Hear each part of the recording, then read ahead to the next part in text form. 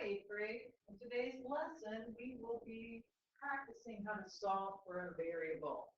This is just another way of manipulating equations and solving equations. First of all, let's begin with some vocabulary. As we go, remember you need to take notes, so make sure you write down these definitions. A formula is an equation that states a rule for a relationship among quantities. In other words, it could be something like distance equals rate times time. We could use the area formula. The area of the circle is equal to pi times the radius squared, or the area of a rectangle is equal to length times width. Those are all formulas. A literal equation can take the form of a formula, or it might be an equation that just has more than one variable. The literal equation would be an equation with two or more variables. Distance equals rate times time is an example of this, as is y equals 2x plus 1, because it has both an x and a y. Here are some steps for solving for a variable. We'll refer to this as we go. First of all, you want to locate the variable you're asked to solve for. So if I'm solving for length in my formula, area is equal to length times time, I want to make sure I know where the length is, where the L is. So I do a circle around it. Second, you're going to identify the operations on this variable and the order in which they are applied. In my example, area is equal to length times width, excuse me. The operation performed on the variable was multiplication. We have times W. It's the only operation that was applied, so it was applied first. Third, I'm going to use inverse operations to undo operations and isolate the variable. In my example, area equals length times width.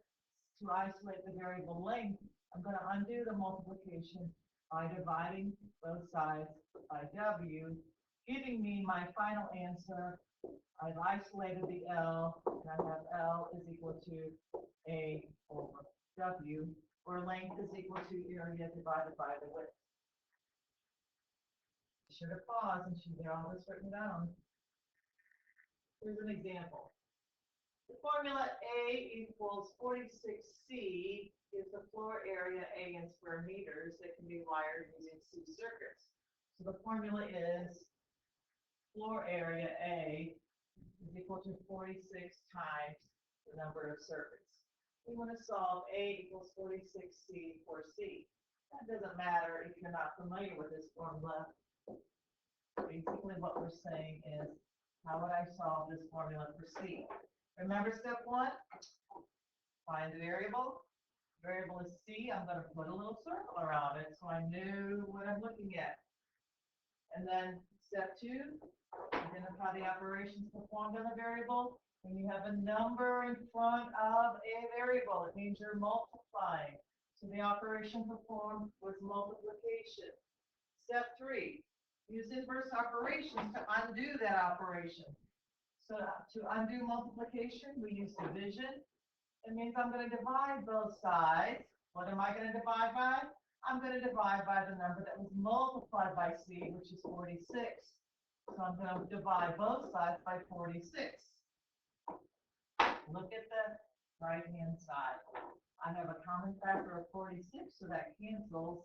And I get my final answer. I have isolated my variable C, so I have C equals A over 46, or A divided by 46. Now I can use this reworked formula to answer the next question. If our room is 322 square meters, how many circuits are required to wire this room? We've already solved so that once we put in our value for A, we'll have our answer, the number of circuits. So remember, A stands for the area of the room. There's my number. I'm going to use this formula solve for C. I'm going to put a 322 in for A, and I'm going to divide that by 46. When I get my final answer, I just simplify my fraction. So half of 322, I'm dividing by 2 here, dividing half and bottom by 2. Half of 322 would be 161.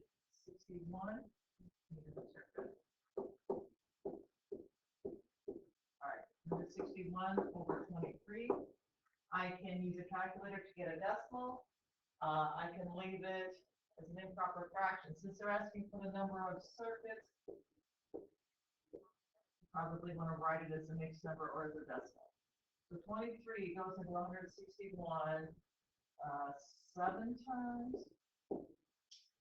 And there we have our answer. Our answer is C equals 7 circuits. So I've used an application of solving for a variable. Here's some more examples. The formula for the area of a triangle is area is equal to 1/2 the base times the height, where B is the length of the base and H is the height. Here we go. We're going to solve this for H. We're going to solve for H. First, I'm going to locate the variable H, which I made red. Okay, that's step 1. If you refer back to your little table, your little sequence chart. Step 2, identify the operations performed on the variable and the order in which they were applied. So I have a number times a variable times another variable. The operations, I have 1/2 times B times H. If you want to put the multiplication dot in to remind you, you can. The operation is multiplication. Now we have a fraction on the right-hand side, so to get rid of the fraction 1/2, you can divide by 1/2, but wait, dividing by 1/2 is the same as multiplying by the reciprocal. So to get rid of the 1/2, you're going to multiply by the reciprocal, which is 2 over 1. 1/2 times 2 over 1 is 1. So that gets rid of the 1/2. That's what we're doing in step 3. We're multiplying both sides by 2 over 1. So 1/2 times 2 over 1 makes that go away. Once you do that, you have A times 2 over 1, or 2A, equals base times height. Step 4, I'm going to undo the last multiplication step. To get rid of the B, I'm going to divide both sides by B, which I've done here. Divide by B, divide by B. I'm doing the one on the left side of the equal sign. I'm dividing by B on the right side of the equal sign.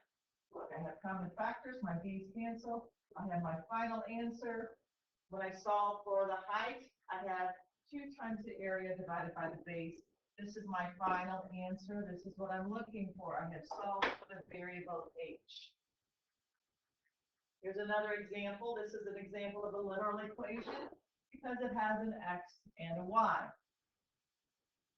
Step 1, on your little sequence chart, identify the variable. I'm solving for X. There it is.